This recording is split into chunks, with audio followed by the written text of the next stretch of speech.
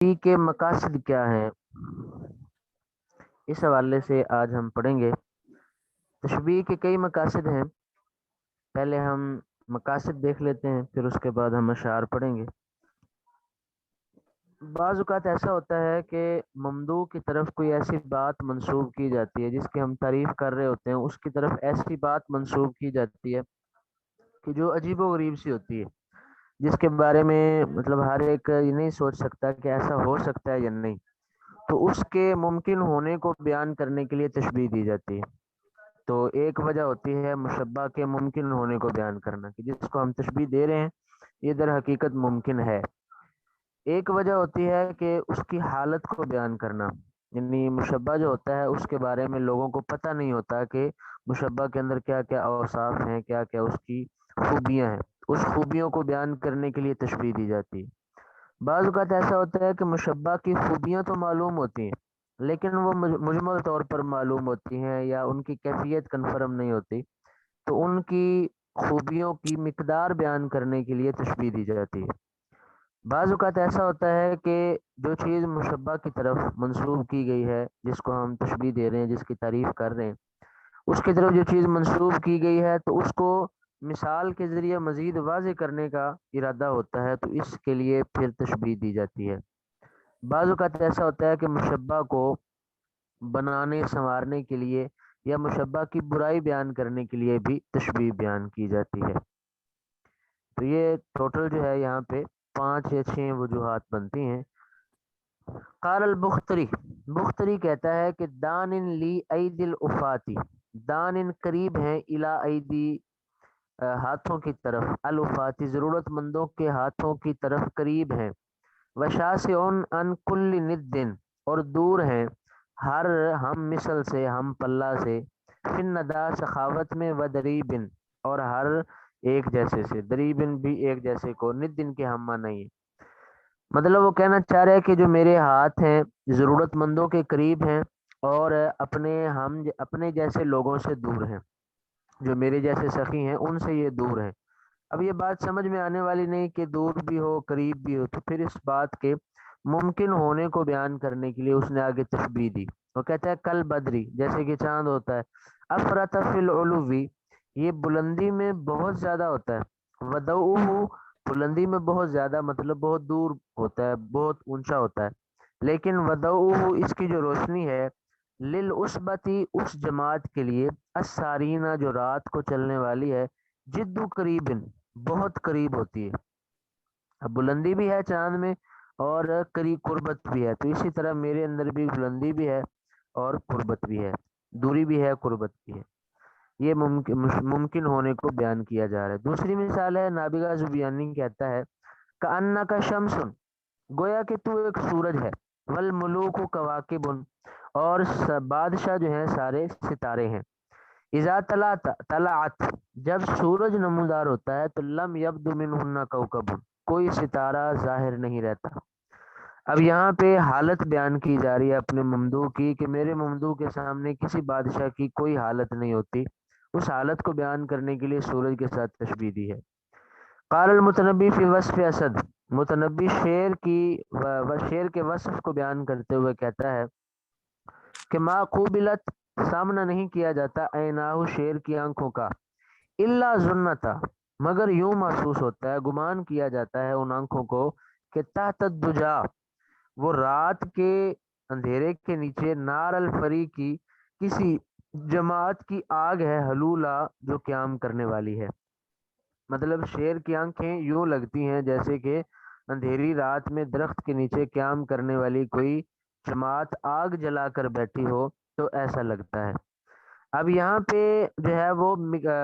اس کی جو آنکھیں ہیں، وہ آنکھوں کی سرخی ہے، شیر کی آنکھوں کی سرخی،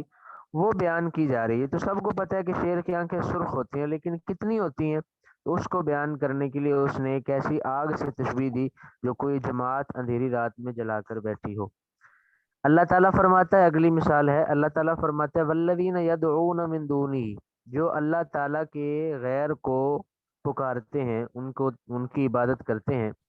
لا یستجیبون لہم بشیء، وہ لوگ انہیں کسی چیز کا جواب نہیں دیتے، الا، مگر کباسی تھی کفے ہی، مگر اس ہاتھ پھیلانے والے کی طرح، الالما جو پانی کی طرف ہاتھ پھیلائے ہے، لیبلغ فاہو تاکہ پانی اس کے منہ کو پہنچے، وما ہوا ببالغہ ہی اور پانی اس کے منہ کو پہنچنے والا نہیں ہے۔ اب یہاں پہ جو بتوں کو پکارنے والے ہیں، بتوں کی عبادت کرنے والے ہیں، ان کے بارے میں کہا جا رہا ہے کہ وہ اپنے بتوں کی عبادت کرتے ہوئے جب ان سے دعائیں کرتے ہیں تو ان بتوں کو دعائیں کرنے کا کوئی فائدہ نہیں۔ تو یہ مشبہ کی جو حالت ہے کہ فائدہ کیسے نہیں ہوتا، اس حالت کو مزید پکا کرنے کے لیے ایک مثال دی کہ جیسے کوئی بندہ پانی کی طرف ہاتھ پھیلا کے کھڑا ہے تاکہ پانی منہ کو پہنچے، لیکن پھیلائے ہوئے ہاتھوں میں سے پانی منہ کو کیسے پہنچے گا جب تک وہ اپنے منہ کو پانی کے قریب نہیں کرے گا۔ قال ابو الحسن الانباری فی مسلوب، ابو الحسن انباری جو ہے کسی مسلوب کے بارے میں، کسی مسلوب کا جس کو سولی چڑھایا گیا، اس کا مرثیہ لکھتا ہے تو کہتا ہے مددتا یدئی کا نحوہم احتفاءً، تو نے پھیلائے اپنے ہاتھ ان لوگوں کی طرف احتفاءً، ان کو عزت دینے کے لیے، کمدہما الیہم جیسے تو نے اپنے ہاتھوں کو ان کی طرف پھیلایا بالہبات تحفے دینے کے لیے۔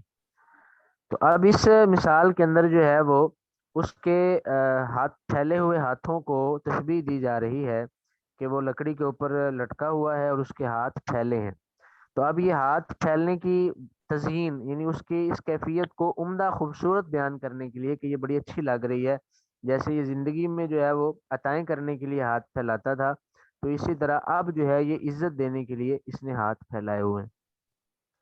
اگلی مثال ہے مشبہ کی برائی بیان کرنا۔ کالا عربی، عربی کہتا ہے فی ذم امراتی اپنی عورت کو مذمت کرتے ہوئے کہ وہ تفتح وہ منہ کھولتی ہے، لا کانت وہ نہ کھولے، فما لا کانت فمن وہ منہ نہ کھولے، لو رہی تھا اگر تو اسے دیکھے،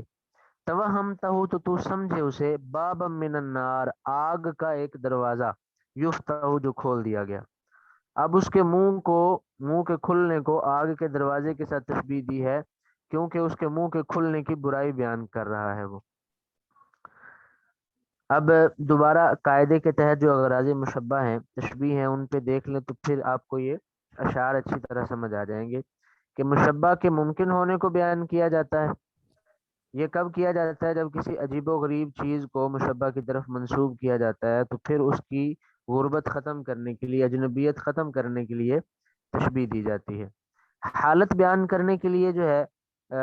تشبیہ دی جاتی ہے جبکہ مشبہ معروف نہ ہو، مشبہ کے وصف معروف نہ ہو تو پھر تشبیہ سے اس کے اوصاف بیان کیے جاتے ہیں،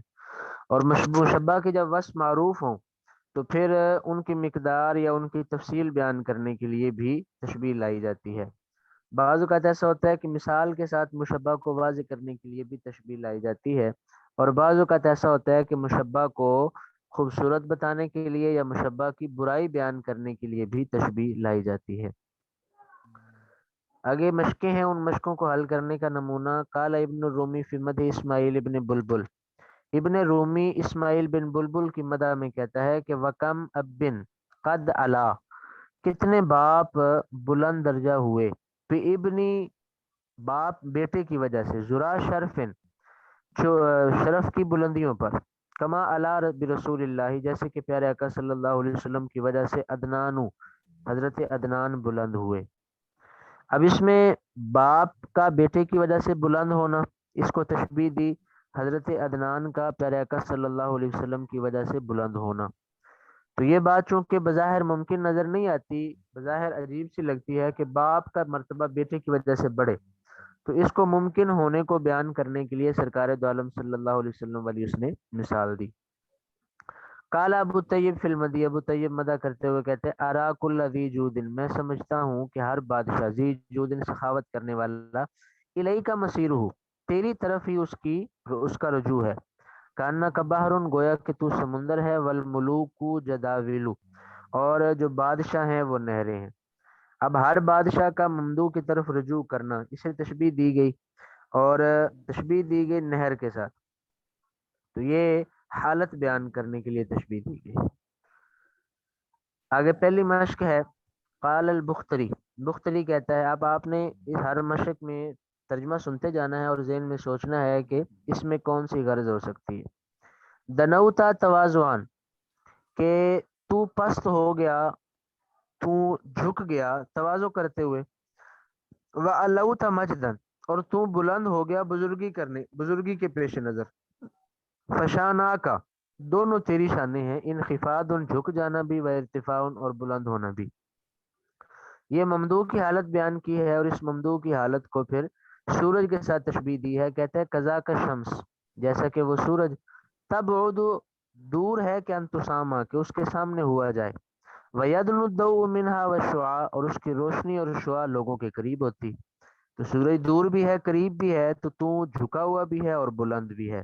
تو یہ یہ امکان تشبیہ، جی وہی امکان مشبہ۔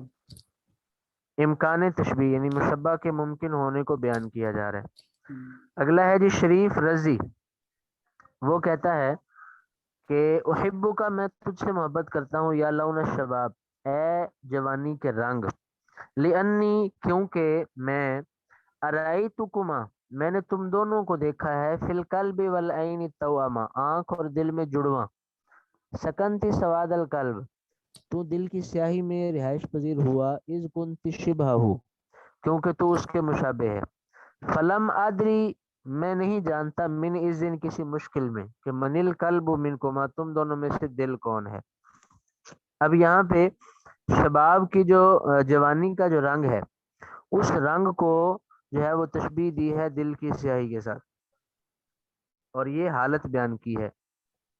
قال صاحب کلیلہ و دمنا کلیلہ اور دمنا کے مصنف کہتے ہیں کہ فضل و ذل علم، علم والے کی فضیلت، وَإِنْ أَخْفَاهُ اگرچہ وہ اسے چھپائے، کل مس کی یسترو ایک کستوری کی طرح ہے جسے چھپایا جاتا ہے، ثم لا یمنع ذالک پھر یہ چھپانا روک نہیں سکتا، رائحتہ اس کی بو کو، کہ انتفوہا کہ وہ پھیلے، اس کی بو کو پھیلنے سے یہ روک نہیں سکتا۔ اب یہاں پہ کستوری کے ساتھ فضیلت کو تشبیہ دی گئی ہے، فضیلت مشبہ کستوری مشبہ بھی ہے، اور جو ہے وہ جس غرض یہ ہے کہ حالت بیان کی جا رہی ہے۔ شاعر کہتے ہیں واسبہ تو میں نے صبح کی، من لیل الغداتی کل والی رات کو، کقابض علی الماء جیسے کہ پانی پر قبضہ کرنے والا کوئی بیٹھا ہو، شکار کرنے والا کوئی بیٹھا ہو، خانت ہو اس کے ساتھ خیانت کریں، فروج الاصابع انگلیوں کی جو کشادگیاں ہیں وہ اس کے ساتھ خیانت کریں، یعنی میں نے رات گزاری جس طرح پانی کے اوپر بیٹھ کر پانی سے شکار کرنے والا اس پانی سے مستفید نہیں ہوتا اور اس کی انگلیاں اس کے ساتھ خیانت کرتی ہیں، تو میرے ساتھ بھی ہاتھ ہو گیا کہ مجھے بھی رات کو کچھ ہاتھ نہیں ملا۔ یہ حالت اس کو جو ہے وہ کہتے ہیں کہ یہ کیفیت بیان کی ہے، اپنی مثال کے ساتھ اس کو واضح کیا ہے۔ قال المتنبی فی الحجا متنبی جو ہے وہ ہجو کرتے ہوئے کہتا ہے اذا اشارہ محدثن جب وہ اشارہ کرتے ہیں، اشارہ کرتا ہے بات کرتے ہوئے، فکانہ کردن یکاکیو وہ ایک باندر ہے جو کہہ کے لگا رہا ہے، او عجوز تلتمو یا ایک بڑھیا ہے جو تھپڑ مار رہی ہے، یہ قباحت بیان کی ہے۔ جی قال سری الوفا سری وفا کہتا ہے لی منزل میرا ایک گھر ہے، کبھی جار دبی گو کے بل کی طرح،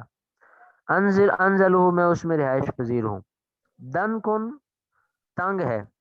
تقاربو قطراہ اس کے دونوں کنارے قریب قریب ہیں، فقط ضاقا تو وہ بہت تنگ ہے، اراہو میں اسے قالب جسمی اپنے جسم کا ڈھانچہ ہی سمجھتا ہوں، ہین ادخلو جب میں اس میں داخل ہو جاتا ہوں، فما مدو بھی رجلا ولا ساکا اور میں اس میں اپنی پیر بھی نہیں پھیلا سکتا اور پنڈلیاں بھی نہیں پھیلا سکتا۔ اس میں جو ہے تنگی کی جو حالت ہے اس کو واضح کیا گیا، گھر کی تنگی کو۔ قال ابن المعتز ابن معتز کہتے ہیں غدیر وہ ایک کنواں ہے، ترجرج امواجہ جس کی موجوں کو حرکت دیتی ہے، حبوب الریاح ہواؤں کے چلنا، ومر الصبا اور ہواؤں کا گزرنا جس کی موجوں کو حرکت دیتا ہے،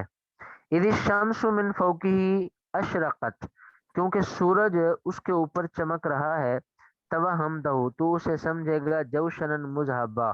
ایک زرہ جس پر سونے کا پانی چڑھایا گیا، جوشن زرہ مذہبہ سونے کا پانی چڑھایا گیا، اب یہاں پہ تالاب کو ایک جو ہے وہ زرہ کے ساتھ تشبیہ دی ہے کہ جس پر سونے کا پانی چڑھایا گیا ہو، تو یہ اس کی تزئین خوبصورتی بیان کی ہے تالاب کی۔ سعید بن ہاشم خالدی جو ہے وہ ایک قصیدہ کہتا ہے یصف فیہا خادما لہو، جس میں وہ اپنے نوکر کی تعریف بیان کرتا ہے۔ کہتا ہے ما ہوا عبدن، وہ غلام نہیں ہے، لیکنہ ولدن، لیکن وہ ایک بیٹا ہے، خولنی ہی، جسے عطا کیا ہے مجھے، المہیمن، اللہ تعالیٰ نے، محافظ نے، الصمد، بے نیاز، بے نیاز محافظ نے جو مجھے عطا کیا، وشد ازری، اور اس نے میری کمر باندھ دی، بحسن خدمتی، اپنی اچھی خدمت کے ذریعے، فہو یدی، وہ میرا ہاتھ بھی ہے، والذراع، میرا بازو بھی ہے، والعدد، اور میرا بازو ہے۔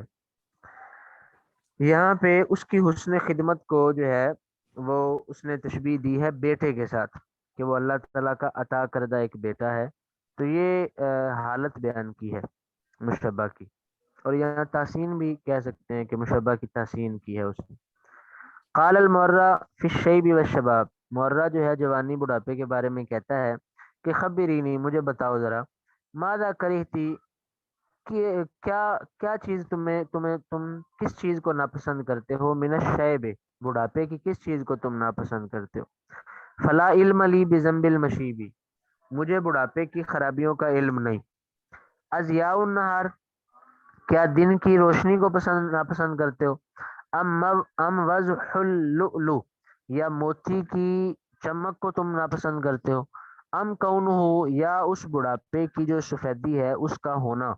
کثغر الحبیب، محبوب کے دانتوں کی طرح ہونا، اس کو تم ناپسند کرتے ہو۔ یعنی یہاں بڑھاپے کو تین چیزوں کے ساتھ تشبیہ دی، دن کی سفیدی، موتیوں کی چمک، اور محبوب کے دانت، تو اس میں بڑھاپے کی تزیین مقصود ہے، بڑھاپے کی تحسین مقصود ہے، عمدہ بیان کرنا مقصود ہے۔ وَاذْكُرِي لِي فضل الشباب، اور مجھے بتاؤ جوانی کی فضیلت، وما یجمع من منظر، اور جس سے چیز کو جوانی جامع ہے، جس منظر کو جوانی جامع ہے، یروق و طیبی، جو خوش کرنے والا منظر ہے، غدرہ بالخلیل، دوست کے ساتھ بے وفائی کرنا، ام حبہ للغی، یا گمراہ چیزوں کی محبت میں پڑنا، ام انہ کا عیش الادیب، یا اس کا ادیب آدمی کی زندگی کی طرح ہونا۔ یہ جوانی کی برائی بیان کر رہا ہے کہ جوانی یا تو دوست کے ساتھ دھوکہ کی طرح ہے، یا اس میں جو ہے وہ گمراہی کی پسندیدگی ہے، یا ادیب کی زندگی کی طرح ہے۔ تو ادیب کی زندگی کی طرح ہونا یہ تشبیہ دے رہا ہے جوانی کو، تو یہ اس کی تقبیح مقصود ہے۔